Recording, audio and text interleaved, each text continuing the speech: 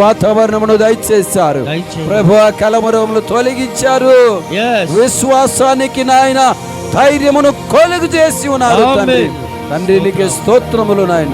ధైర్యమును పుట్టించువాడువు నీవే తండ్రి. యేసయ్యా నీకే స్తోత్రములు, స్తోత్రములు, స్తోత్రములు. అందరూ మౌనముగా కళ్ళు మూయండి, అందరూ కళ్ళు మూయండి, మౌనముగా కళ్ళు మూయండి. అందరూ ప్రార్థనలో మన మధ్యలో దైవ సేవకులు సమర్పణరావు గారు అయ్య గారు ఉన్నారు.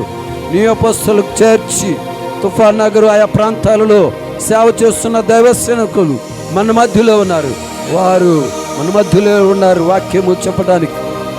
అందరూ మౌనముగా అందరూ ప్రార్థనలో ధ్యానములో ఉందాం. హల్లెలూయా, హల్లెలూయా, హల్లెలూయా, హల్లెలూయా. ప్రార్థన చేద్దామని.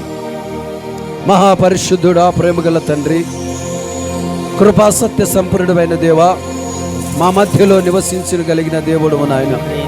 ఇదిగో నీ బిడ్డలో ప్రభా తండ్రి, ఈరోజు ప్రభాతాన్ని అనేక మంది కూడి వచ్చి ఉన్నారు. ఈ కుటుంబ సదుకుడు అని ప్రభా, ప్రారంభం నుంచి ఇంతవరకు మీరు జరిగిస్తూ వచ్చారు తండ్రి. నీకు స్తోత్రాలు. పరిశుద్ధాత్మ తండ్రి, ఇదిగో మీ దాసుని మా మధ్యలోనికి మీరు తీసుకువచ్చారు. అందును బట్టి నీకు స్తోత్రములు తండ్రి. నీ దాసుడు నోటన మీ మాటలు ఉంచి పలికించమని ప్రార్థిస్తున్నాము నాయన. పరిశుద్ధుడా, మీరే కార్యములు చేయమని, నీ నామానికి మహిమ, ఘనత, ప్రభావములు తెచ్చుకోమని, మాకు కావలసిన వర్తమానమును మీరు మాత్రమే దయచేయమని, సౌండ్ సిస్టమును, కరెంటును, వాతావరణమును మీ స్వాధీనములో మీరు ఉంచుదురుగాక, మీ స్వాధీనములో మీరు ఉంచుదురుగాక. నీకే వందనాలు, స్తోత్రాలు చెల్లిస్తూ యేసయ్య పరిశుద్ధ నామమును అడుగుచున్నాను పరమ తండ్రి. ఆమేన్, ఆమేన్. అందరూ కూర్చుందాం. దైవ సేవకులు, నీ అపోస్తలులకు చేర్చి దైవజనులు సమర్పణరావు గారు మన మధ్యలో ఉన్నారు.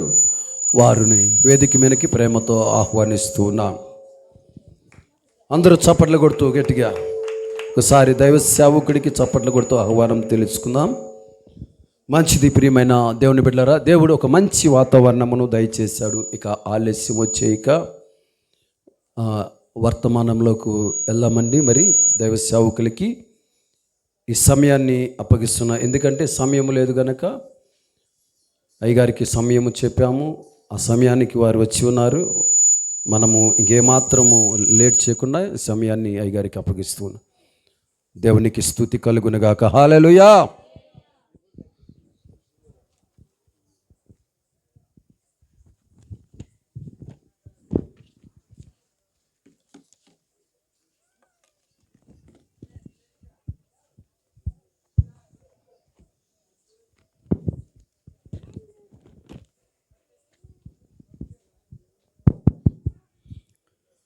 ప్రభునందు ప్రియమైన సహోదరి సహోదరులందరికీ నా హృదయపూర్వకమైన వందనాలు. ఈ రాత్రికాల సమయంలో ఒక ప్రత్యేక కూటముగా మరి మనమందరం కలుసుకున్నాం. నా గురించి మీకు తెలుసు, మీ గురించి నాకు తెలుసు. మునిజేతి కంకణానికి అద్దం అవసరం ఉండదు. అంటే మునిజేతికి కంకణం కట్టుకొని దాన్ని అద్దంలో చూసుకోవాల్సిన పని లేదు. అందరం ఇక్కడ ఉన్న వాళ్ళమే ఇక్కడే కాబట్టి ఇంకా పరిచయాలు అవసరం లేదు. బైబిల్ గ్రంథంలో నుండి ఒక వాక్యాన్ని చదువుకుందాం. సమూయేలు రెండవ గ్రంథం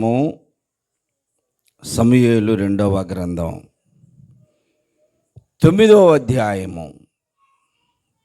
అధ్యాయము మొదటి నుండి చదవండి.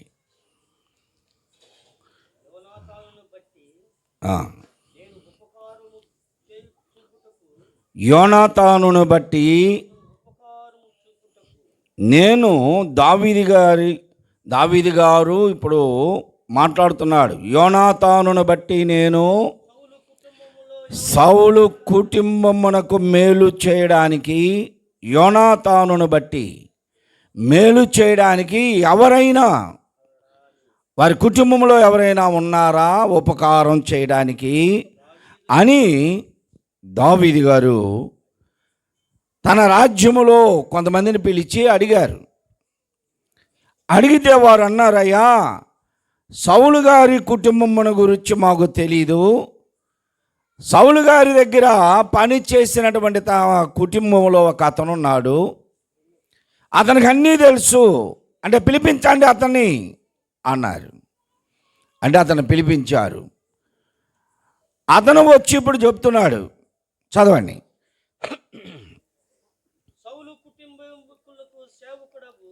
సౌలు కుటుంబములో సేవకుడగు సీబాను ఒకడున్నాడు. అతను పిలిపించగా దావీదు గారు అతనితో అంటున్నాడు, సీబా అంటే నీవేనా అని అంటున్నాడు. రాజా, నేనే, నీ దాసునైన నేనేనయ్యా అన్నాడు.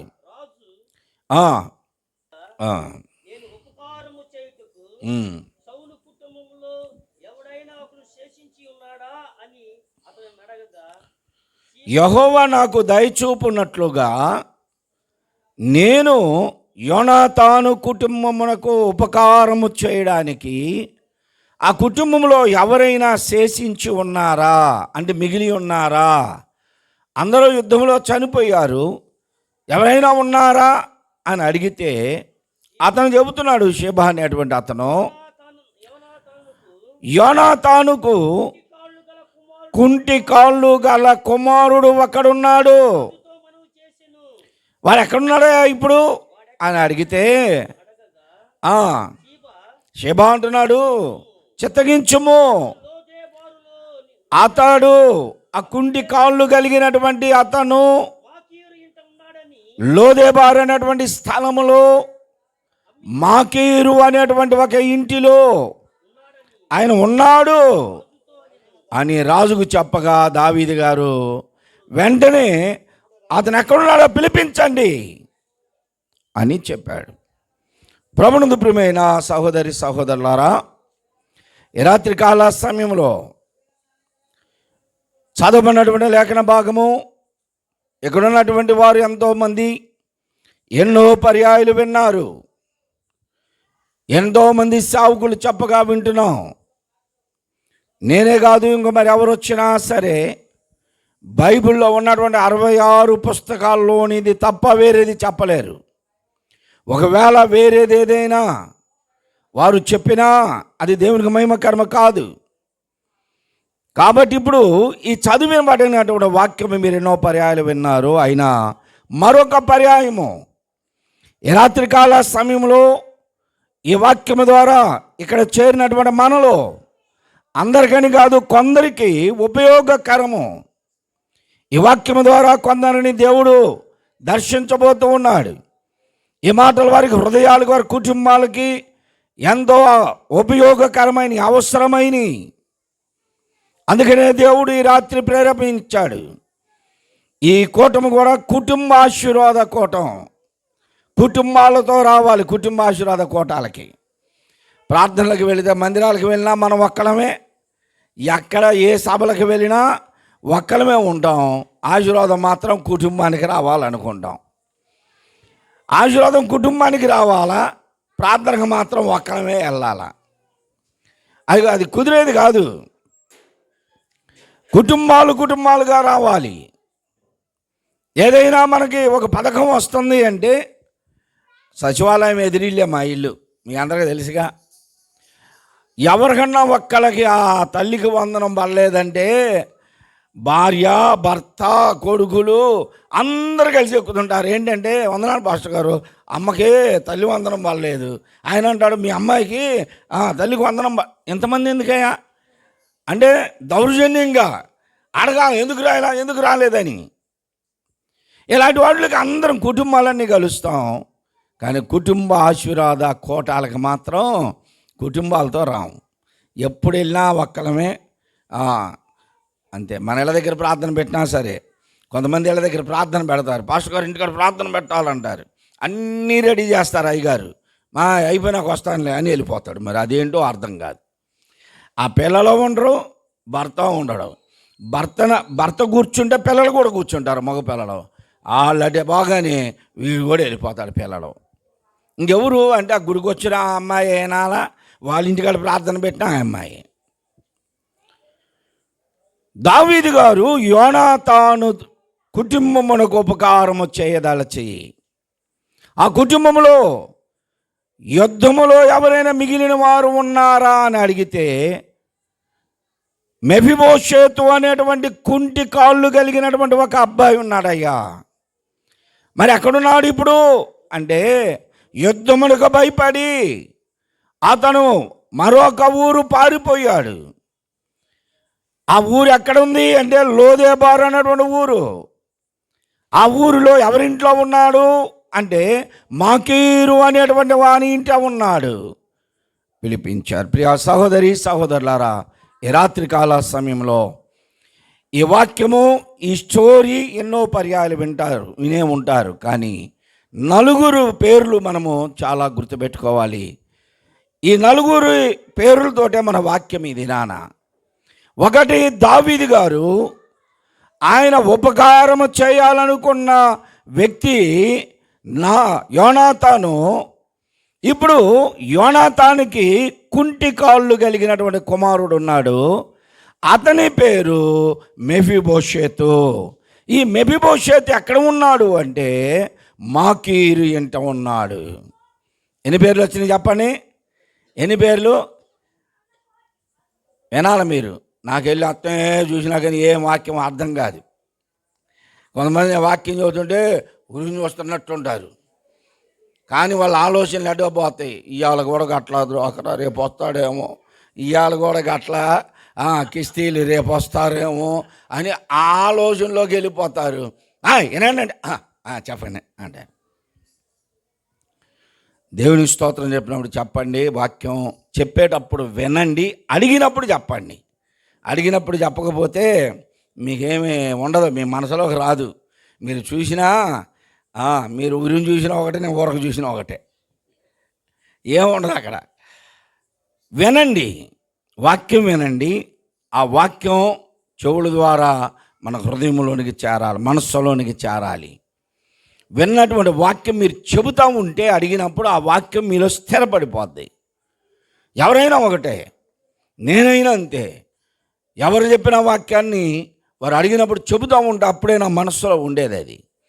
ఎందుకనుకున్నారు? మన పిల్లల్ని స్కూల్లో 2 ఎక్కని చెప్పరా, 10 సార్లు చెప్పరా అంటూ వెళ్ళి నిలబడి వాడికి వచ్చిందే మళ్ళీ మళ్ళీ చెప్పమంటారు. అందుకనే వాడి మైండ్లో నిలబడిపోద్ది అది. 10 సార్లు రాయిరా ఒక పాఠాన్ని అంటారు. అలా రాయటం ద్వారా వారి మనస్సులో ఉంటుంది, అది చెప్పడం ద్వారా మన మనస్సులో ఉండిపోద్ది అది. 4 పేర్లు చెప్పాను. ఒక అతను రాజైన దావీదు గారు, రెండో అతను మేలు చేయాలనుకున్నాడు, ఉపకారము చేయాలనుకున్నాడు. ఆ కుటుంబంలో ఉన్నటువంటి అతని పేరు యోనాతాను. యోనాతాను యొక్క కుమారుడి పేరు అతడు మెఫీబోషేతు. ఈ మెఫీబోషేతు ఎక్కడ ఉన్నాడు అంటే, ఎవరి ఇంట ఉన్నాడు అంటే మాకీరు ఇంట ఉన్నాడు. ఈ 2 విషయాలు మనం జ్ఞాపకం చేసుకోవాలి. 4 పేర్లు, 2 స్థలాలు.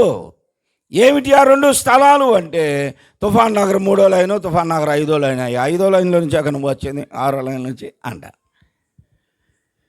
దావీదు గారు ఉన్నది యెరూషలేములో, యోదియా బెత్లెహేము సమీపములో, యెరూషలేములో దేవాలయము ఉన్న దగ్గర, యాజకులు ఉన్న దగ్గర, లేవీలు ఉన్న దగ్గర, మందస్సము ఉన్న దగ్గర, దేవుని ఆరాధన జరిగే స్థలము ఉన్న దగ్గర దావీదు గారు ఉన్నారు. కానీ ఈ కుంటి కాళ్ళు కలిగినటువంటి మెఫీబోషేతు అనేటువంటి వ్యక్తి ఉన్న స్థలము లోదేబారు. ఆ ఊరి పేరు లోదేబారు. ఊరి పేరు లోదేబారు. ఎక్కడున్నా వాళ్ళకి ఎవరికి తెలియదు. మన పేటకు అర్థం ఏంటో తెలుసా మీకు?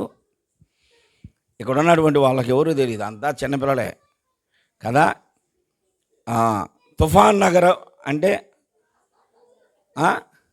ఎందుకు వచ్చింది?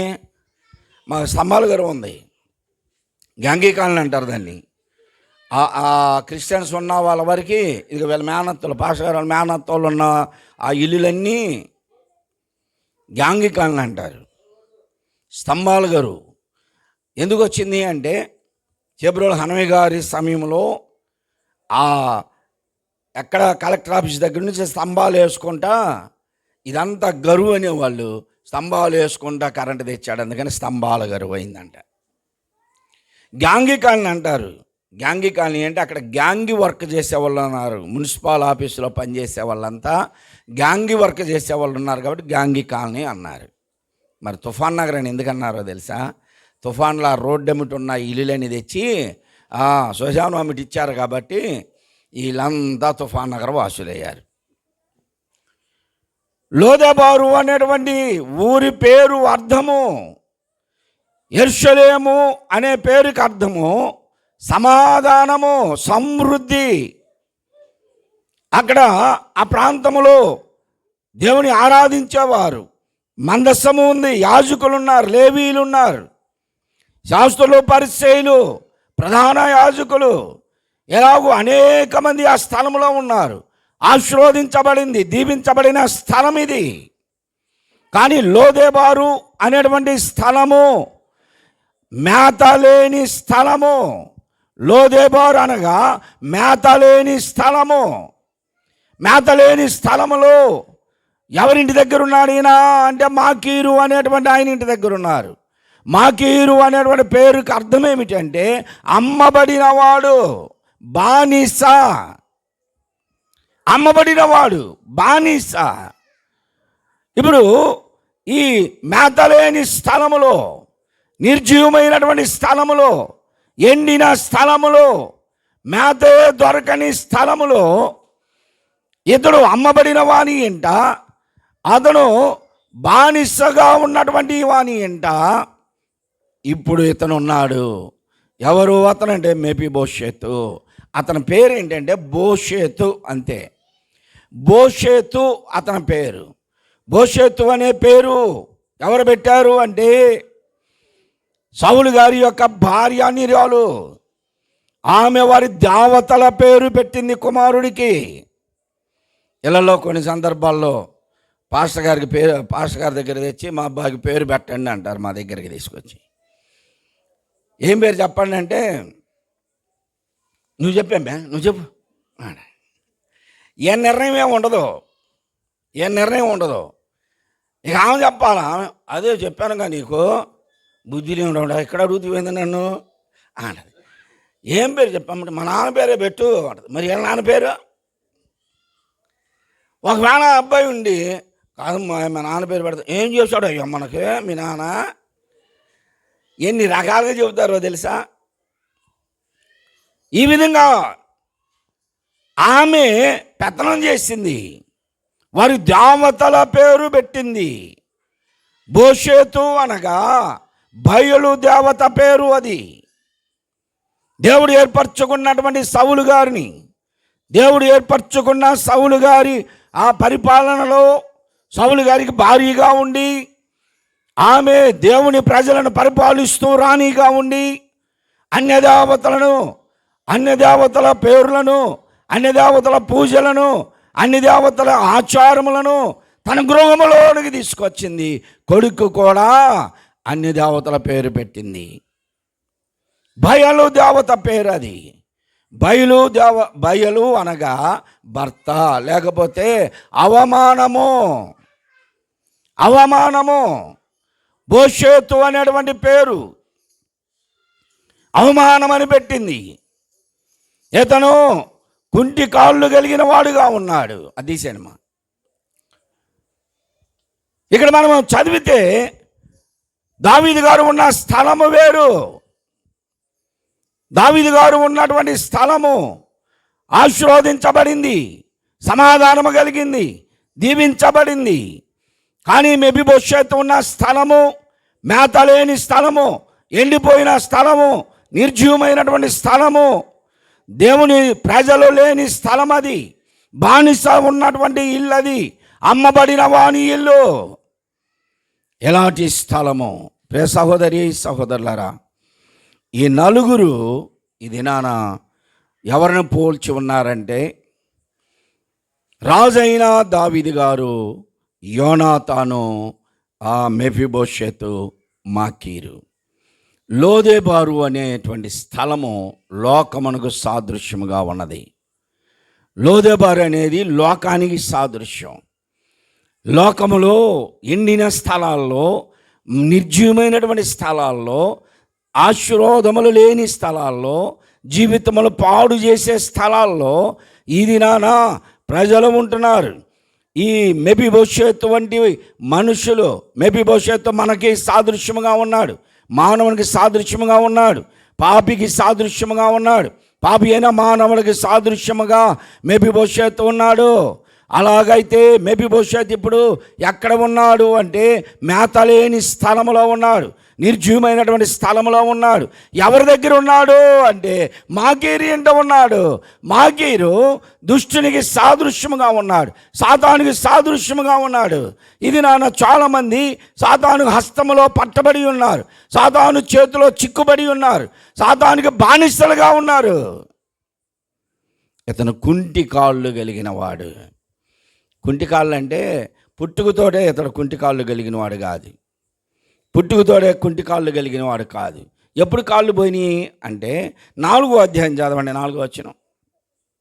సమూయేలు 2వ గ్రంథమే 4వ అధ్యాయం 4వ వచనం చదవండి.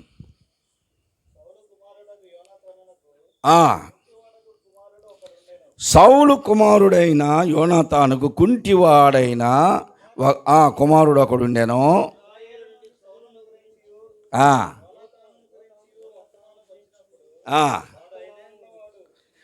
సౌలును గూర్చి యోనాతానును గూర్చి ఒక వర్తమానం వచ్చింది. ఏమొచ్చింది అంటే అమాలేకీల చేతుల పర్వతము మీద సౌలును యోనాతానును వారి ఖడ్గముల మీద పడి చనిపోయారు యుద్ధములో అనే వర్తమానము వచ్చినప్పుడు ఈ మెఫీబోషెతు అనేటువంటి వాడికి 5 సంవత్సరాల వయసు. అతనికి ఒక దాది ఉంది. అంటే వీళ్ళు రాజులు కదా, వారి ఇంట్లో పిల్లలను పెంచడానికి కూడా దాదీలు ఉంటారు. పిల్లలను పెంచడానికి దాదీలు, ఒక దాది ఉంది. ఇప్పుడు కూడా మన పిల్లలకి పెంచేవాళ్ళు ఎవరో చెప్పండి? ఏ పిల్లలన్నా సరే తల్లిల దగ్గర ఉంటున్నారా? చెప్పండి. ఏం తల్లులరా, ఏం తెలియనట్టు కూర్చున్నారు? నాయనమ్మల కాడ కూడా ఎవరు ఉంటారు? నాయనమ్మల కాడ ఎవరు ఉండనిస్తున్నారు? పిల్లల్ని నాయనమ్మల కాడ ఉండనీరు, అమ్మమ్మలే. ఎందుకంటే ఈ అమ్మ ఎక్కువగా వాళ్ళ తరపు వాళ్ళకే అలవాటు చేసేసేది పిల్లల్ని, తండ్రి తరపు వాళ్ళకి చేయదు అలవాటు. ఎందుకు? ఆ పిల్లలు కొంచెం చిన్న మాటలు వస్తుంటేనే పిల్లలు ఫస్ట్ వాళ్ళకి ఏం అదిగో పిన్నిరా, పెద్దమ్మరా, పిన్నిరా అని వీళ్ళని చూపిస్తారు. మరి బాబాయిరా, పెద్దనాన్నరా అని చూపిరు. ఎందుకు? ఆయన తరపోళ్ళు కాబట్టి వాళ్ళని చూపిరు. ఈ తల్లుడు, మీకు కోపం వస్తే క్షమించండి అమ్మా, చాలామంది ఉన్నారట. ఒకవేళ మరలా మేనత్త వచ్చిందనుకో, మేనత్త వచ్చితే మేనత్తని చూపిరు. అదిగో మామయ్య అలవాటు చేస్తారు. ఈ పిల్లలకి మాటలు వస్తాయి అనుకో, ఫస్ట్ మాట్లాడే మాట ఏంటో చెప్పండి. ఏమంటారు? తాత అన్నా కానీ మీ వీళ్ళమ్మనే చూపిస్తారు. చిన్న పిల్లలకి ఫస్ట్ మాటలు వచ్చేటప్పుడు అత్త అంటారు. అది ఏం పెట్టింది నీకు? దాన్ని కలవరెత్తున్నావేంటి? ఏం పెట్టిందయ్యా నీకు అంటారు. మరి ఎవరిని పిలవాలి? వీళ్ళు ఎక్కువగా పిన్నిల్ని, మామల్ని వీళ్ళకే అలవాటు చేస్తారు.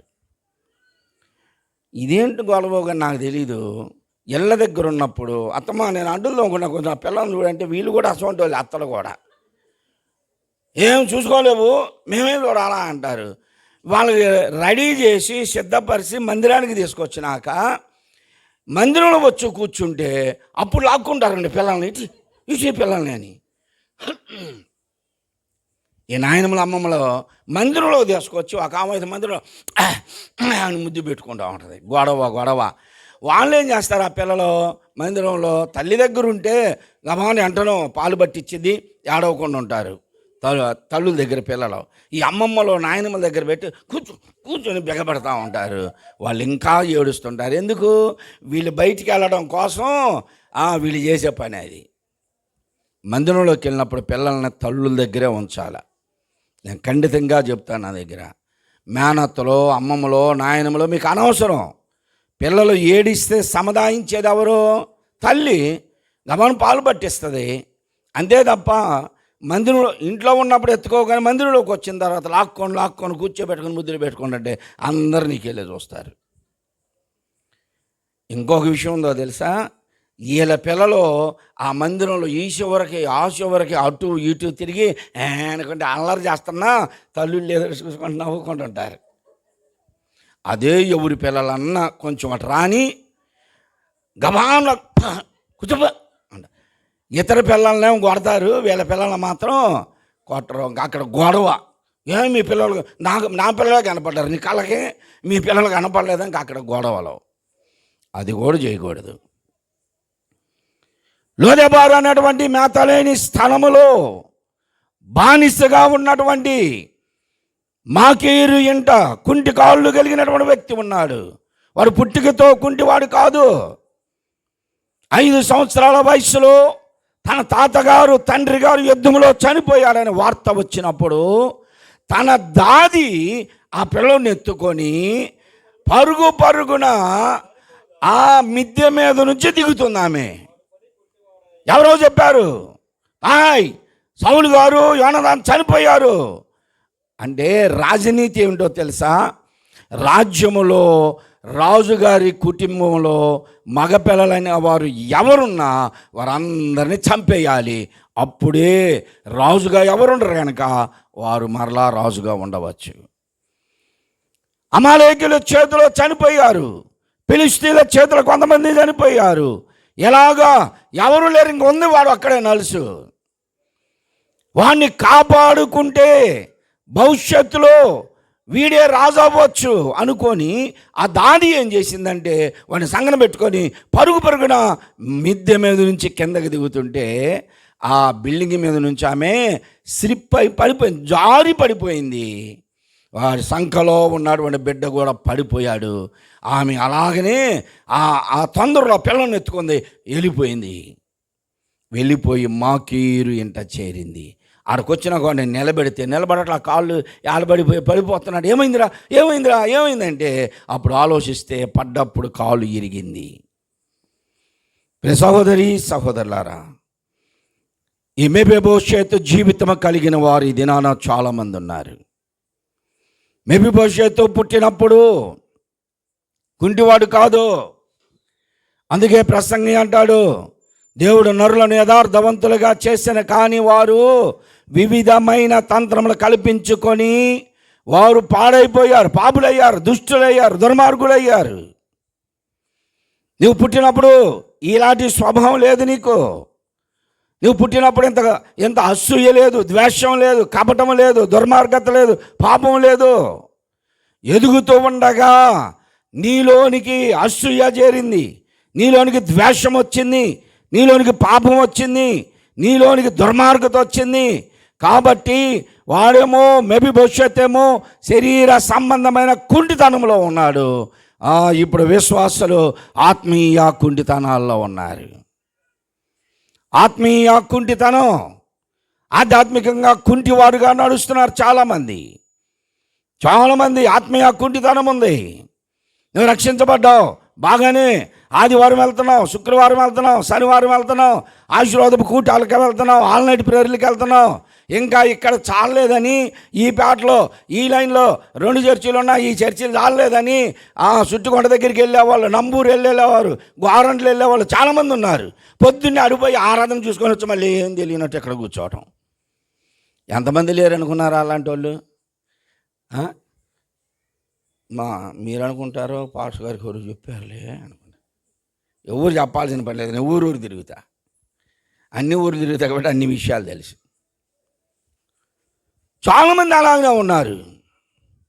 ఇంకా కొంతమందికి అయితే చిన్న పాస్టర్ గారు వాక్యాలు నచ్చవు అసలు. ఎవరు అలా వాక్యం, ఈయన ఎవరు కావాలి వీళ్ళకి అంటే నాకు చూసి. కొంతమందికి ఎవరు వాక్యం వాళ్ళ వీళ్ళ అంటారు. వీళ్ళకి ఎవరు కావాలా? మ్యాచెస్ వస్తున్నాడు అంటే వెళ్దాం పని ఎదురు కూర్చొని అందరూ రెడీ అవుతుంటారు నమ్మటానికి ఆయన చెప్పే మాటలకి.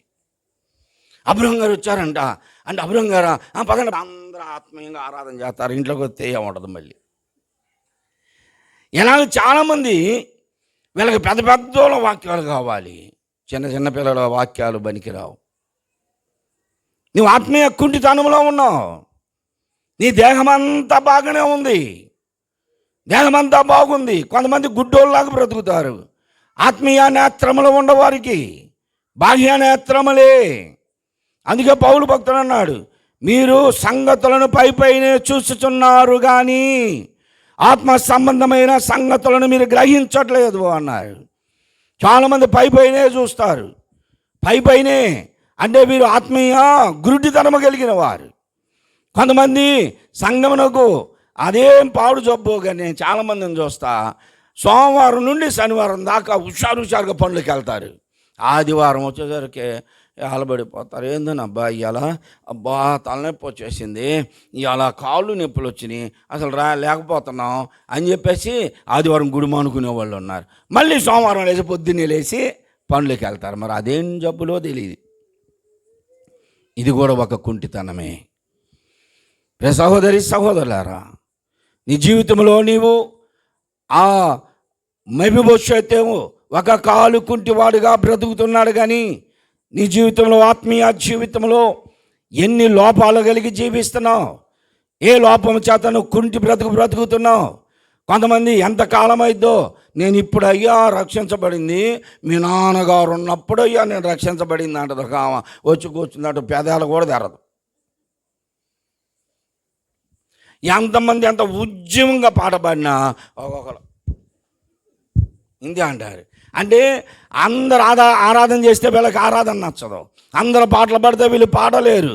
అందరూ దేవుణ్ణి స్తుతిస్తే పెదవులు తెరిచి దేవుని స్తుతించలేరు. ఎన్ని మేలులు అనుభవిస్తారు, ఎన్ని ఆశ్చర్యమైన కార్యాలు అనుభవిస్తారు. దేవుడు వారిని ఏ స్థితిలో నుండి ఏ స్థితిలోనికి తీసుకొచ్చాడో మర్చిపోతారు. ఆరు మోగవారిలాగానే ఉంటారు. ఆధ్యాత్మికమైనటువంటి మోగతనం నీవు లోపం కలిగి జీవిస్తున్నావు. దేవుని సన్నిధానానికి వెళ్ళలేవు, కుంటితనంలో ఉన్నావు, దేవుని కార్యములు చేయలేవు, నీవు వికలాంగులుగానే బ్రతుకుతున్నావు. దేవుని సన్నిధానంలో నీవెంత ఆత్మీయంగా ఉజ్జీవంగా లోపములు లేని వ్యక్తిగా ఉండాలి. ఏదో ఒక లోపంతో బ్రతుకుతున్నావు. మెఫీబోషెతు వలె వికలాంగ జీవితం జీవిస్తూ పైగా ఎక్కడున్నావు నీవు అంటే మేత లేని స్థలములో ఉన్నావు, లోదెబారులో ఉన్నావు. నీవు ఆహారము లేని స్థలం అది. ఇప్పుడు బైబిల్ గ్రంథం విశ్వాసాన్ని గొర్రెలతో పోల్చింది. చాలామంది గొర్రెల్లారా గొర్రె బిడ్డలారా అని పిలుస్తున్నారు మనల్ని. వాళ్ళకి చెప్పండి, నిజమే మేము గొర్రెలమే కానీ పందులం కాదు అనండి. ఈ అనేవాళ్ళంతా పందులు అనమాట. పందికి గొర్రెకి తేడా ఏంటో తెలుసా? పంది బురద దగ్గరికి పోద్ది, బురదలో బుర్రలాడిద్ది. పంది తినే ఆహారం వేరు, అది స్నానం చేసే నీళ్ళు వేరు, అది విశ్రాంతి తీసుకునే స్థలం వేరు. పందులం కాదు మనం. వాళ్ళు కరెక్ట్గా చెప్పారు, మనం గొర్రెలం. గొర్రె బురద దగ్గరికి పోదు, అది బురద నీళ్ళు తాగదు. గొర్రె ఎప్పుడు కూడా పవిత్రమైన జంతువు, సాధు జంతువు, చాలా పవిత్రమైంది. ఎందుకు మనల్ని బైబిల్ గ్రంథము గొర్రెలుగా పోల్చింది? కారణం ఏమిటి అంటే పచ్చని స్థలములో ఉండాలి, గొర్రెల దొడ్డిలో ఉండాలి, నిర్జీవమైనటువంటి స్థలములో, మేతలేని స్థలములో ఎంతకాలము నీవు ఉంటావు? ఆధ్యాత్మికమైనటువంటి గొర్రెగా, ప్రభువుని వెంబడించే గొర్రెగా, మేతలేని స్థలమును విడిచిపెట్టి ప్రభువుని వెంబడించు. లోపములో కలిగి జీవిస్తూ ఇంకా లోదెబారులోనే ఉన్నవారు చాలామంది ఉన్నారు. లోదెబారులో ఉంటున్నావా? ఆ స్థలమును విడిస్తేనే నీవు దీవించబడతావు. దేవుని వాక్యమును వినాలి. వాక్యము లేని స్థలములో, వాక్యము లేని స్థితిలో బ్రతకవద్దు. ఈ మధ్యకాలంలో ఒక సహోదరి పొద్దున్నే బైబిల్ తీసుకుని వెళ్తుంది. ఎక్కడికి వెళ్తున్నామమ్మా సహోదరి అంటే, నంబూరు వెళ్తున్నాం పాస్టర్ గారు అంది. ఎందుకమ్మా? మీ దగ్గర చర్చి ఉంది కదా. ఆ చర్చి ఉంది, ఎందుకు వెళ్తున్నావు అంటే, ఏం లేదులేండి మా పాస్టర్ గారు అసలు మమ్మల్ని పట్టించుకోడు అంటున్నారు. పాస్టర్ గారు పట్టించుకోవాలా? ఏం చేయాలి అంటే పార్టీకి పోతే అలుగుతారు, ప్రార్థనకి పోతే అలుగుతారు. వీళ్ళు రాగానే ఆ పాస్టర్ గారు స్టేజ్ మీద నుంచి కూడా దిగి వచ్చి వందనాలు అంటే వీళ్ళని బలకరించినట్టు, అప్పుడు వీళ్ళకి పట్టించుకున్నట్టు. నీకెందుకు? పాస్టర్ గారు నిన్ను పట్టించుకోకపోయినా, నీతో మాట్లాడకపోయినా, నీకు వందనాలు చెప్పకపోయినా, నీ వెళ్ళు లోపలికే. నువ్వు వెళ్తున్నటువంటి సంఘములో నీ బాధ్యత ఏమిటో గుర్తించు.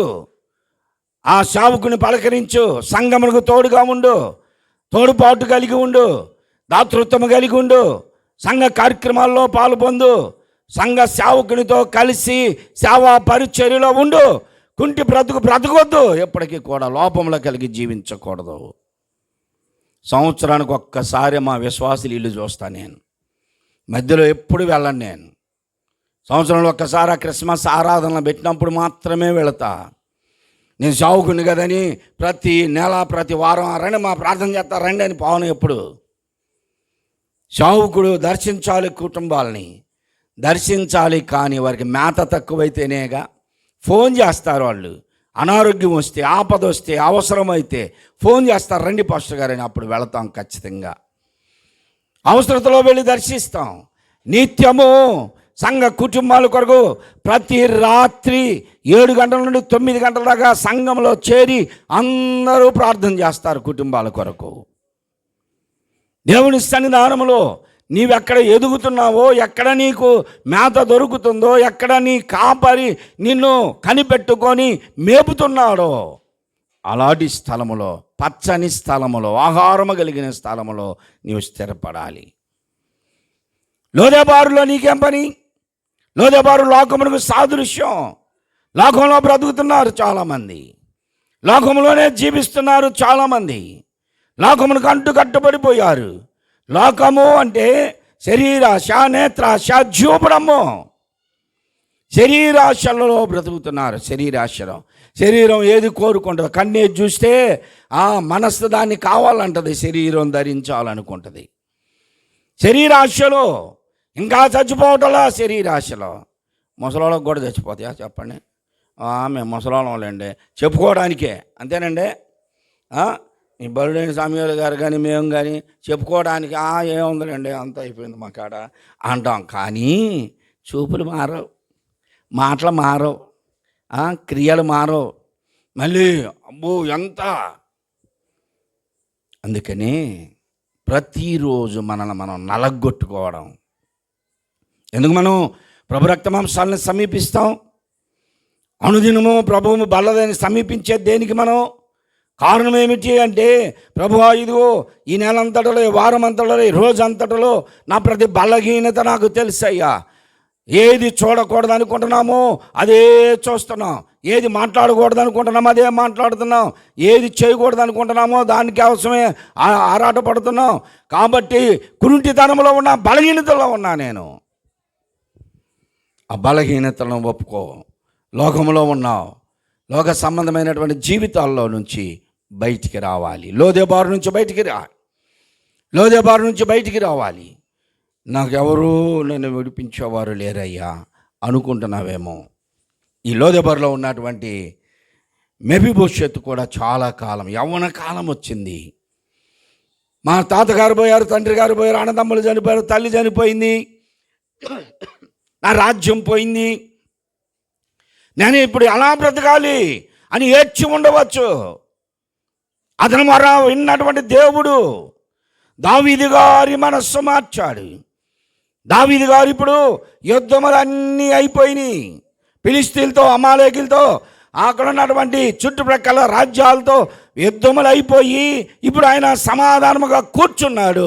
ఇప్పుడు అన్నీ ఆలోచిస్తే యోనాతాను గుర్తొచ్చాడు.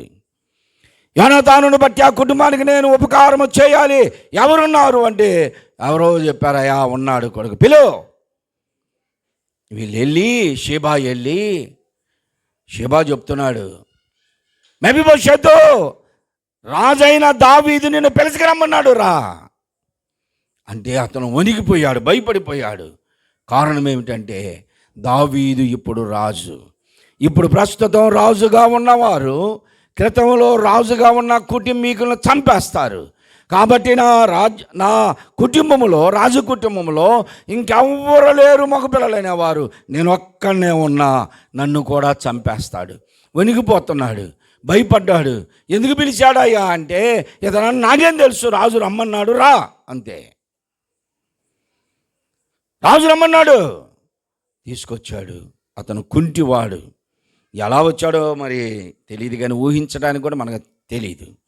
రాజు కుటుంబీకుడు, అతని గుర్రాలు, గాడిదలు ఇవన్నీ ఇప్పుడు ప్రస్తుతానికి ఏమీ లేవు, బానిస ఇంట్లో ఉన్నాడు. ప్రయాసపడి వచ్చాడు. దావీదు గారి దగ్గరికి వచ్చి సాష్టాంగ నమస్కారం చేసి చేతులు జోడించి ఉన్నాడు. దావీదు గారు అంటున్నాడు, రాయ్ బాయ్, ఏం పేరు నీ పేరు?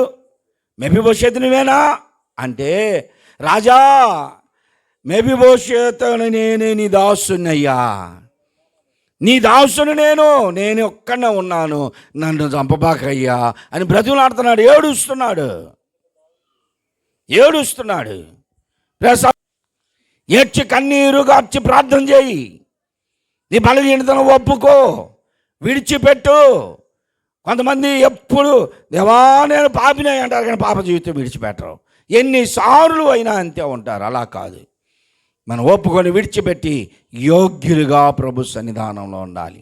మెఫీబోషెతు వంటి కుంటితనంలో నీవే స్థితిలో ఉన్నావు? ఎంతకాలం మందిరానికి వెళ్ళినా ఒక పాట పాడలేని స్థితిలో ఉన్నావా? మాకు మైక్ ఇస్తే ఎందుకు పాడమండి, అసలు మమ్మల్ని చూడ్డు ఆ పాస్టర్ గారు, అందరూ ఇచ్చే వాళ్ళకి వెళ్ళి చూస్తాడు అనేవాళ్ళు కూడా ఉన్నారు తెలుసా. ఒక్కళ్ళే అందరూ కలిసి పాట పాడండి అంటే పాడరు, అటు కూర్చుంటారు. వీళ్ళ పేరు చెప్పి వాళ్ళకి మైక్ ఇస్తే ఇక అప్పుడు వీళ్ళు నాదు జీవితము మారిపోయినది అంటారు. వెనక కూర్చున్న అబ్బో ఏం మారింది ఆయన బతుకు, ఈయన బతుకు ఏం మారింది, ఎలా ఇటు పాడతాడు, పొద్దున్నే చూస్తే ఆయన బతుకు అంతా అదేనయ్యా అంటారు. నిజమైనటువంటి ఆరాధన అందరిలో పాడినా సరే అందరూ కలిసి పాడాలి. మైకు ఒకళ్ళ దగ్గర ఉంటుంది, 10 మంది పాడగలిగిన వాళ్ళు ఉంటారు సంఘంలో. 10 మైకులు ఇస్తారా? ఎవరు కదా. ఒక్కళ్ళ మైకు తీసుకొని పాడుతుంటే అందరూ పాడాలి. మైకి ఇస్తేనే పాడతాము అనేవాళ్ళు చాలామంది ఉన్నారు. 4 వారాలు మైకికి పోయినా కానీ అంతే కూర్చుంటారు, కానీ పాట మాత్రం పాడరు. అందరికి వచ్చిన పాటలే. జ్యోతిర్మయుడా నా ప్రాణ ప్రియుడా, అందరికి వచ్చిన పాటే కాదు. ఎంతమంది పాడుతున్నారు? పాడు నాకేం పని, నాకు మైకి ఇచ్చారో ఏంది, నేను ఎందుకు పాడతా, ఇందాక నీకు ఇచ్చాడు కాబట్టి నువ్వు పాడలే అనుకునే వాళ్ళు ఉన్నారు. చాలామంది అలాగనే ఉంటారు. నువ్వు పాట పాడినా, దేవుని స్తుతించినా ఎవరిని ఆరాధిస్తున్నావు? ఎవరిని? నాగరాజు గారిని కాదుగా. మనం ఆయన్ని ఆరాధిస్తే మనకేం ఆశీర్వాదం వస్తుంది? మనం ఆరాధించేది ఎవరిని? మన కొరకు ప్రాణం పెట్టి శిలువలో రక్తమును చిందించి చనిపోయి సమాధి చేయబడి తిరిగి లేచి మరలా రాబోతున్నటువంటి ప్రభువుని మనం ఆరాధించబోతున్నాం. దేవునికి స్తోత్రం. నీ మనస్సులో, నీ తలంపుల్లో నేను ప్రభువుని ఆరాధిస్తున్నాను అనే తలంపు ఉంటే నీకు మైకి ఇవ్వాల్సిన పని లేదు, నీ ప్రక్క వారిని చూడాల్సిన పని లేదు, ఏది అవసరం లేదు. మనం అంతటా మనమే దేవుని ఆరాధించగలం. నేను ఒక సింగర్ని కాదు, నా వాయిసే బాగాదు, నేను ఒక్కనే పాడాను అనుకో, గాడిదలు కూసినట్టు నీ ఊరికయ్యా అంటారు. అయినా సరే నా తపన ఆగదు, నా ఉద్యమం ఆగదు. దేవుని ఆరాధించాలి. నాకు గొంతు ఉన్నా లేకపోయినా, కాగలు పెట్టగలిగినటువంటి వాయిస్ లేకపోయినా నేను దేవుని ఆరాధిస్తా. దేవ సంస్తుతి చేయవే మనసా, జిరిమంతుడగుయో హోవ సంస్తుతి చేయవే మనసా, కొడుకులపై తండ్రి జాలి పాడు విధముగా పరుల ఎడల జాలి పడును దేవుండో, తన భక్తి పరుల ఎడల జాలి పడును దేవుండో, ఆ కారణముచే దేవ సంస్తుతి చేయవే. ఉదయం లేచి మోకరించి ఈ పాటలు పాడుకుంటూ ఉంటా. మీలాగా నాకు ఈ కొత్త పాటలు రావు. నన్ను చూసువాడా, మంచి పాట అది. కానీ వీళ్ళు నిజంగా ప్రభు మనల్ని చూస్తున్నాడని పాడితే వాళ్ళ జీవితాలు ఎంత మారిపోతాయో. పాట మాత్రమే, తపనలు తనులు అన్నీ ఉన్నాయి అంటారు. సాయంత్రానికి ప్రార్థనకు రారు. మళ్ళీ ఏమి తపన ఉందో వీళ్ళలో, ఏమి ఉద్యమం ఉందో తెలియదు, ఆశ ఉందో తెలియదు. నన్ను చూసువాడా, నిత్యం కాసువాడా, పరిశోధించి తెలుసుకున్నావు, చుట్టూ నన్ను ఆవరించావు, కూర్చుండుట లేచి ఉండుట. నువ్వు సీరియల్ కాడ కూర్చున్నప్పుడు చూడలేదా దేవుడు? అంటే అప్పుడు చూడడేమో దేవుడు, ఎందుకంటే ఇంటికి కట్నం వేసేసాంగా. దేవుడు వస్తాడా లోపలికి?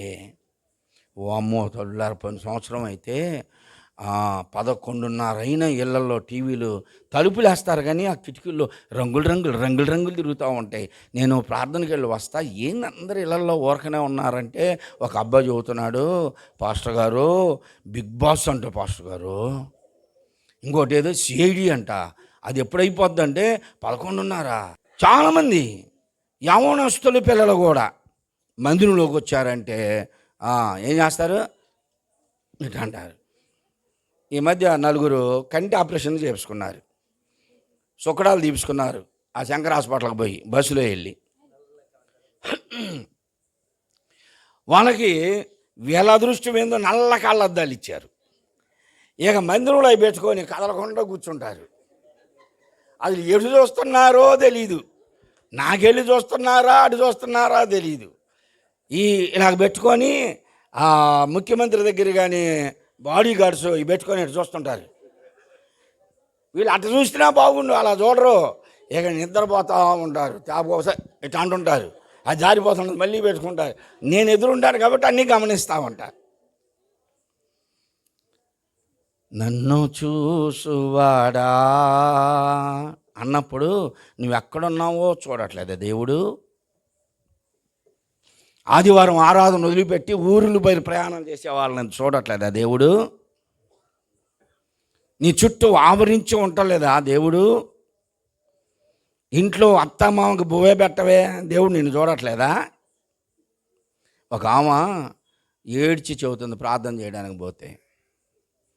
ఏంటమ్మా అంటే అటు ఇటు చూసి కోళ్ళు ఆడుందో చూసి, ఏం చెప్పను పాస్టర్ గారు, టయానికి అన్నం పెట్టదయ్యా.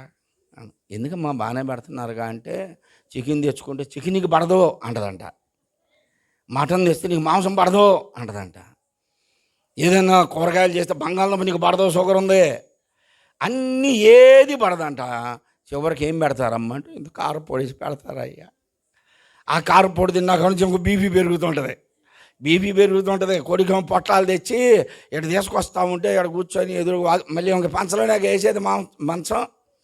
ఆమె చూస్తూ ఉంటే కొడుకు వస్తా కనీసం ఏదో బజ్జో పునుగో ఎత్తాలంటే వచ్చి ఇటు చూసుకుంటూ పోతాడు, కనీసం తిన్నామమ్మా అని కూడా అన్నంట. లోపలికి తీసుకుపోతారు, లోపల నుంచి అన్ని ఎత్తారులా ఒకటంటే వాళ్ళు తింటానే ఉంటారు. ఆ వాసన పీల్చుకొని పాపం కడుపు నింపుకుంటుంది, చెప్తూ ఉంటుంది. ఆ అన్నం తెచ్చి నీ మెతికిలు వేసి మామిడి చెక్కలు, అయ్యా నాకు పళ్ళు పోయినాయి మధ్యలో నేను తినగలనా మామిడి చెక్కలు, అది తీసుకొచ్చి అంట ప్లేట్ ఇసిరేసిద్దంట, ఇదిగో అని.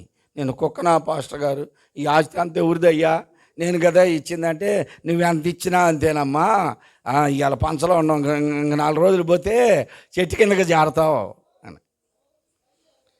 ఇప్పుడు ఈ చెట్లు కూడా కొట్టేస్తారు, ఇంకేం లేవు ఇక్కడ చెట్లు.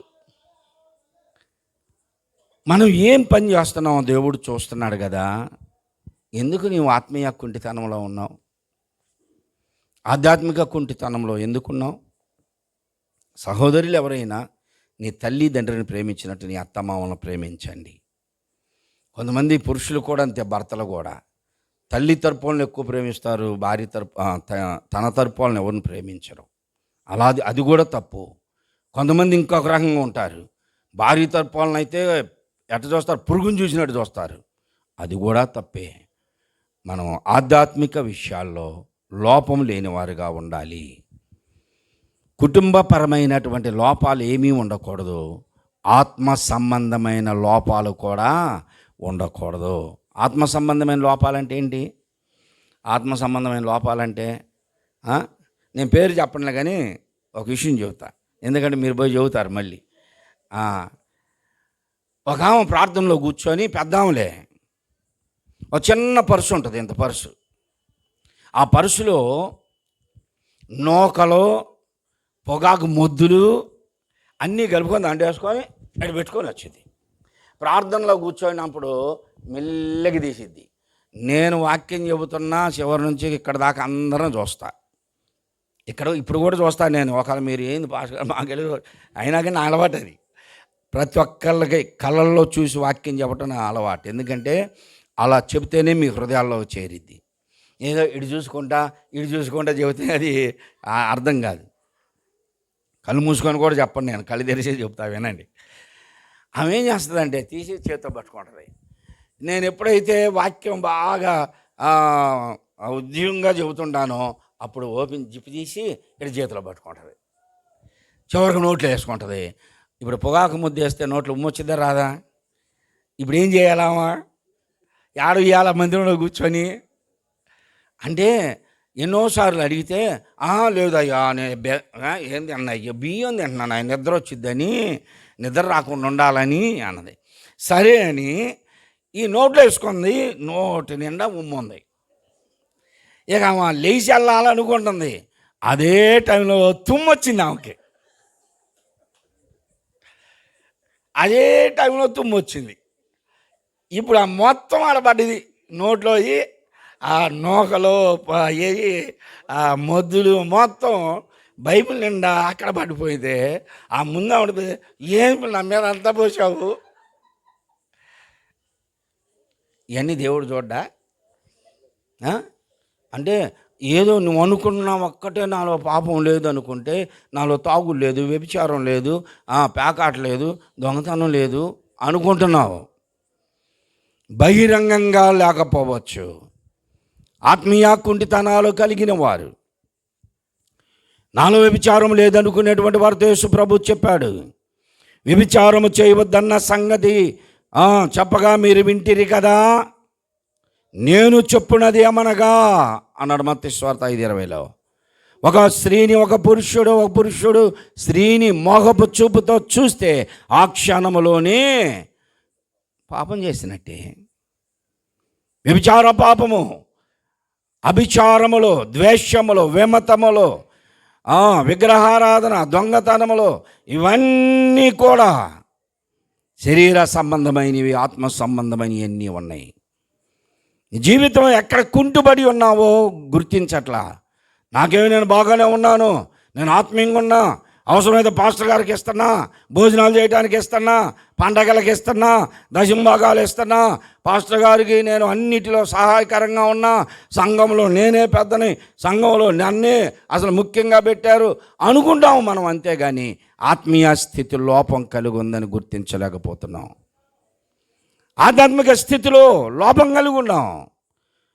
మోక్షగుండం విశ్వేశ్వరరావు గారని భారతదేశంలో మొట్టమొదట గొప్ప ఇంజనీర్. ఆయన ఒక పెద్ద ప్రాజెక్ట్ అప్పగించారు. ఆయనకు ఆనకట్ట కట్టడానికి ఒక పెద్ద ప్రాజెక్ట్ అప్పగించారు. మన భారతదేశపు ఇంజనీర్ ఆయన, మోక్షగుండం విశ్వేశ్వరరావు గారు. ఆయన దగ్గర చాలామంది మేనేజర్లుగా, గుమస్తాలుగా ఉన్నారు. ఒక దినాన ఆయన కారు దిగాడికి వచ్చేసరికి ఆ తొలుస్తున్నటువంటి కొండ రాళ్ళలో ఒక పెద్ద రాయి డొల్లి ఆడబడింది. దానిని ఆ పనివారంతా ఎంత తిప్పలు పడుతున్నారు. ఇప్పుడు మాట కాదు, ఇప్పుడైతే క్రేన్లు ఉన్నాయి. ఆ సమయాల్లో క్రేన్లు లేవు.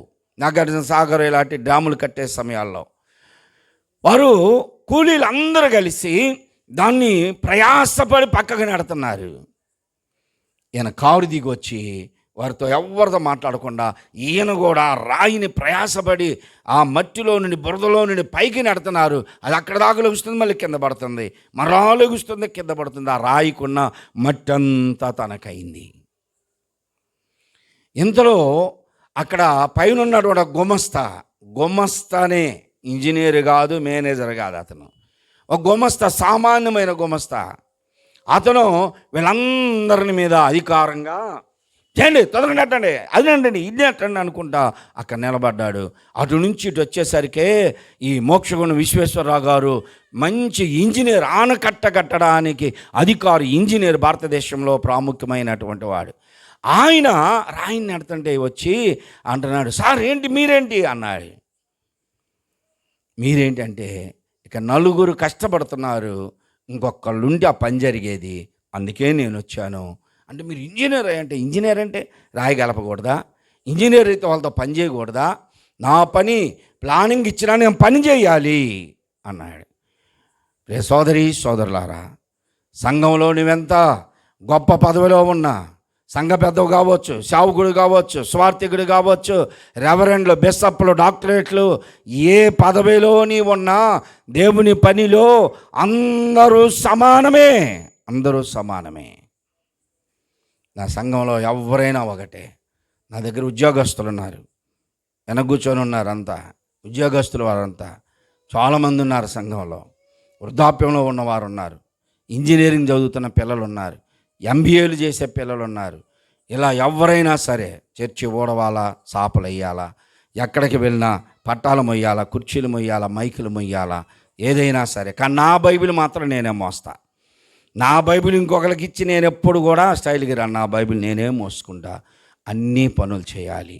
నేను కూడా వాళ్ళతో కలిసి అన్ని పనులు చేస్తాను. అడగండి, ఇక్కడ అజయ్ పాస్టర్ గారు ఉన్నాడు.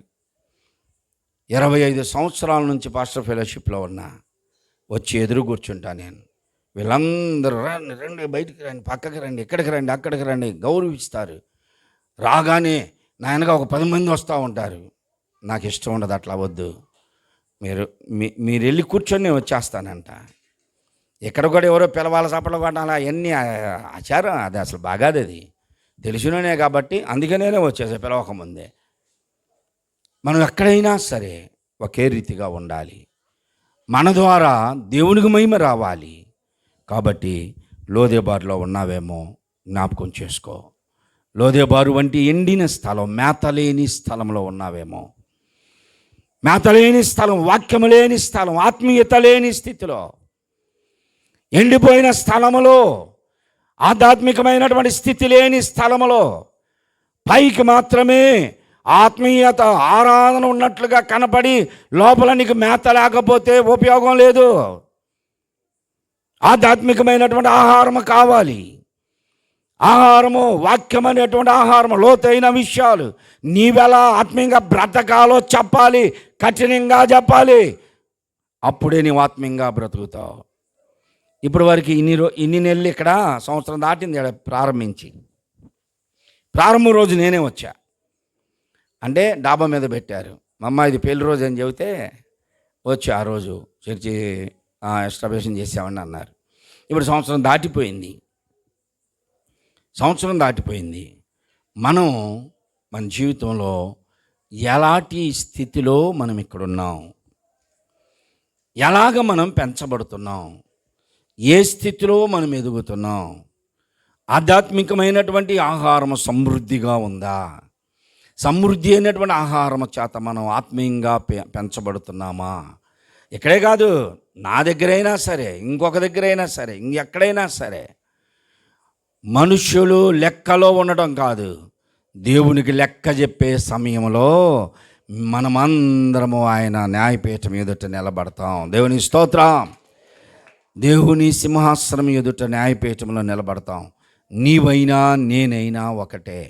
ఒకవేళ నా ముందున్నటువంటి విశ్వాసాలంతా ప్రభు సన్నిధానంలో బలానమ్మకమైన దాసుడా, బలానమ్మకమైన దాసురాలా అనిపించుకొని వాళ్ళందరూ బహుమానాలు పొంది వెళతా ఉంటే నాకేమీ లేకపోతే ఎంత విచారమో తెలుసా, నేనెంత నిత్య నరకాగ్ని పాలవుతానో తెలుసా. కాబట్టి అలా కాదు, మనమందరము కూడా దేవునికి ఇష్టముగా బ్రతకాలి. ఎండిన స్థలములో ఎక్కడ నీ ఆత్మీయ జీవితం కుంటుబడింది? ప్రార్థనలోనా? ప్రార్థన చేయలేకపోతున్నావా? కొన్ని సందర్భాల్లో ప్రార్థన చేయండి అంటే నువ్వు చేయక అని పొడుచుకుంటారు కొంతమంది. నువ్వు చేయి అనుకుంటారు, వీళ్ళు చేయలేరు. నువ్వు ప్రార్థన చేయలేకపోతే నువ్వు విశ్వాసవి. ఎన్ని సంవత్సరాలు అయితే రక్షించబడి నువ్వు ప్రార్థన చేయి. సంఘంలో సంఘ అవసరాల కొరకు, నీ కుటుంబం కొరకు, సేవకుల కొరకు, పరిచర్య విధానం కొరకు నువ్వు ప్రార్థన చేయి. పాటిస్తే పాడు, ఇవ్వకపోతే అందరితో కలిసి పాడు, సాక్ష్యమును నిలబెట్టుకో. నీ జీవితంలో బైబిల్ చదవడం, చదువు వచ్చినటువంటి పిల్లలు కూడా బైబిల్ మూసేసి కూర్చుంటారు, ఫోన్లో చూస్తూ ఉంటారు. ఫోన్లో బైబిల్ చూడడం కాదు, బైబిల్ చదవండి అన్నప్పుడు వెంటనే చదవాలి. చదువుటి ఎందు, ప్రార్థించడం ఎందు, పాడుటి ఎందు, సంఘ పరిచర్య చేసే విధానంలో కూడా ఏ సమయం అనుకుంటే ఆ సమయానికి అన్నీ రెడీ చేసి మనం వచ్చి కూర్చోవాలి. ఇది సంఘ సేవా విధానం. ఎందులో నీవు ఆత్మీయంగా కుంటితనం కలిగి ఉన్నావు? ఇప్పుడు మెఫీబోషెతును పిలిస్తే ఆయన దండం పెడతా అయ్యా అని భయపడతా ఉంటే దావీదు గారు దగ్గరకు వచ్చి భుజం మీద చెయ్యి వేసి, మెఫీబోషెతు నీవు భయపడవద్దు, భయపడకుండా ఎలా ఉండమంటావు అయ్యా, నీవు నన్ను చంపడానికే పిలిచావు కదా అంటే దావీదు గారు అంటున్నాడు, నీవు భయపడవద్దు, నీ తండ్రి అయిన యోనాతానును బట్టి నిజముగా నీకు ఉపకారము చేస్తాను. దేవుని స్తోత్రం. పాపి అయినటువంటి మానవులుగా మనం ఉన్నాము. మన పాపములోనే పొర్లాడుతూ ఉన్నాం. ఎన్నో రకాలైనటువంటి లోపముల చేత, బలహీనతల చేత దేవునికి దూరంగా ఉంటున్నాం, దేవునికి ఇష్టంగా బ్రతకలేకపోతున్నాం. అయినను దేవుడు మనలను ప్రేమించాడు. ఎట్లనగా మనం ఇంకనూ పాపులమై ఉండగానే యుక్త కాలమున భక్తిహీనుల కొరకు ఆయన చెలువలో తన ప్రాణమును పెట్టాడు. దేవునికి స్తోత్రం. మన పరిశుద్ధులమని కాదు మనల్ని రక్షించింది ఆయన. మనం కొంతమంది పిల్లకి ఆడుతాడు ఇట్లా అంటుంటారు, కానీ మనమేం చేస్తాం, ఎంత రోతకున్నాడు చూడు అంటాం. తల్లి ఏం చేసిద్ది, వెంటనే చెబుతుంది, అడుగు పెడేస్తుంది. తల్లి ప్రేమ అది. అదే ఆ పాట, కొడుకులపై తండ్రి జాలి పౌడు విధముగా భక్తి పరుల ఎడల జాలి పడు. మనము పాప జీవితంలో ఉండగా మనల్ని ఎవ్వరూ ప్రేమించలేదు. ఎవరు ప్రేమించాలా? నువ్వు పడిపోయిన స్థితిలో ఉండి ఎవరు ప్రేమించాలా? మన దేవుడు రక్షకుడు మనల్ని ప్రేమించి ఉన్నత స్థితిని వదిలిపెట్టి దేవునితో కూడా సమానంగా ఉండుట విడిచిపెట్టకూడని భాగ్యమని ఎంచుకొనక తను తాను తగ్గించుకొని రిక్తునిగా చేసుకొని దాసుని స్వరూపమును ధరించి లోకములోనికి వచ్చి మన కొరకు తన ప్రాణమును పెట్టాడు. ఇంకా కొంతమంది అసలు ఎవ్వరు ఏ గుడికి పోకుండా ఆ ఇంట్లో కూర్చొని అలా ఉన్నప్పుడు ఏ పాస్టర్ గారు కూడా వాళ్ళని దర్శించడం.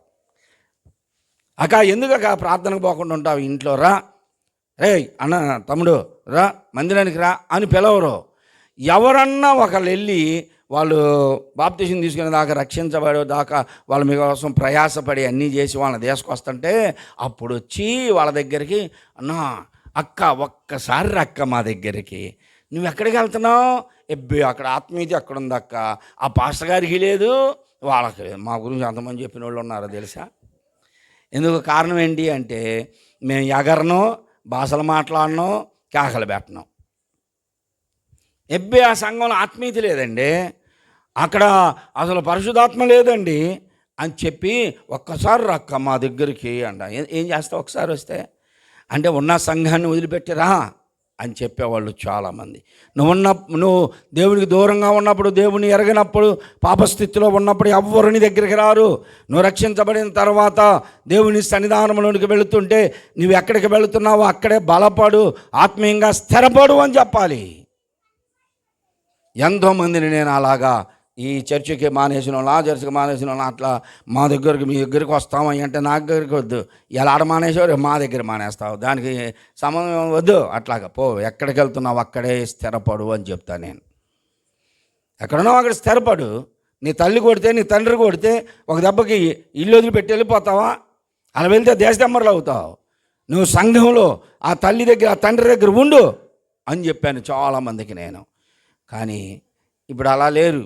మా చర్చి దగ్గర వాళ్ళ దగ్గర కూడా వచ్చి ఏం చేస్తారు, ఒక్కసారి అక్క వీళ్ళు మళ్ళీ ప్రార్థనకు రమ్మని చెప్పరు. ఆయన అయితే రే అబ్బాయి రా, భోజనాలు ఉన్నాయి, మంచి భోజనాలు. దేనికి వీళ్ళు పిలిచేది? భోజనాలకా, ప్రార్థనకు కాదా? ఈరోజు మంచి వాక్యం ఉందిరా, ఆరాధన ఉందిరా, దేవుని ఆరాధించుదామురా అని చెప్పాలి. అలా చెప్పరు. మంచి భోజనం ఉంది ఇవాళ రండి. భోజనాల కోసమా? ఎక్కడ నువ్వు కుంటుపడి ఉన్నావు?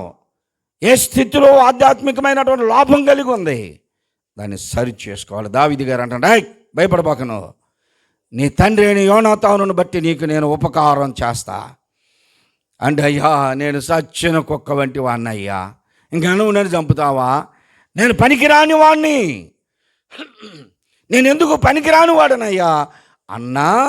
దావీదు గారు అంటున్నాడు, నువ్వు సచ్చిన కుక్కవి, కానీ నేను మిన్నల్లిని. ఒప్పుకున్నాడు దేవుని దగ్గర ఆయన. దేవుని స్తోత్రం. నేనేం గొప్పవాడిని కాదు, నేను మిన్నల్లిని అని ఒప్పుకున్నాను దేవుని దగ్గర. నువ్వు చచ్చిన కుక్క అంటున్నావు. ఆ చచ్చిన కుక్కని ఈరోజు నేను సింహముగా తయారు చేస్తానన్నాడు. దేవుని స్తోత్రం. ఇప్పుడు లోదెబారు నుండి తీసుకొచ్చాడు. ఎండిన స్థలము, మేత లేని స్థలము నుండి ఆశీర్వదించబడిన స్థలములోని యెరూషలేములోనికి వచ్చాడు. అక్కడ మందసం ఉంది, యాజకులు ఉన్నారు, లేవీలు ఉన్నారు. ఇప్పుడు ఆయన ఎక్కడికి చేర్చబడ్డాడో తెలుసా? అతనికి ఒక ధైర్యాన్ని ఇచ్చి, నువ్వు భయపడవద్దు అని, ఇక ఈ రోజు నుంచి నీవు చచ్చేదాకా నా భోజనపు బల్ల దగ్గరే ఉంటావు అన్నాడు. దేవుని స్తోత్రం.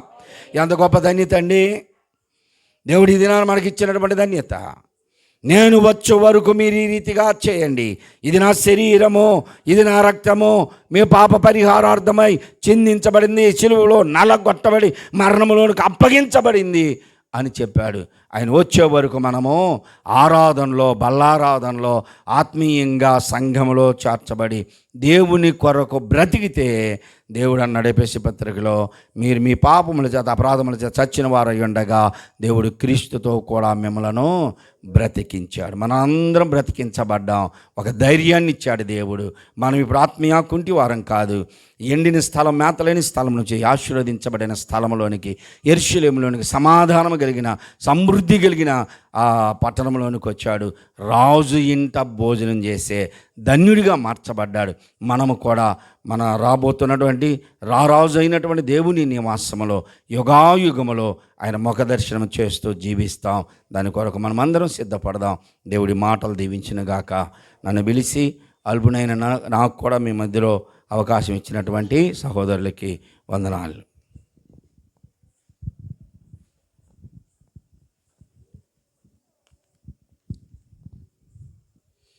దేవుని పరిశుద్ధ నామానికి స్తుతి కలుగును కాక. చెప్దాం హల్లెలూయా, హల్లెలూయా.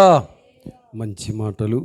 ఆత్మీయంగా మనము ఎక్కడ పడిపోయాము, ఆత్మీయతలో మనము ఎక్కడ కృంగిపోయాము, మనమే పరిశోధించి తెలుసుకుంటే ఆత్మీయంగా మనం వృద్ధిలు చూంటాం. అంత మాత్రమే కాదు, కానీ ఆత్మీయంగా మనము వర్ధిల్లాలి, ఆర్థికంగా కూడా వర్ధిల్లాలి. ఈ కుటుంబ ఆశీర్వాద కూడికలు ప్రియమైన దేవుని బిడ్డలారా, ప్రేరేపణ చేత మరి దేవుడిని అడిగినప్పుడు దేవుడు ప్రేరేపణ ఇచ్చి ఉన్నాడు.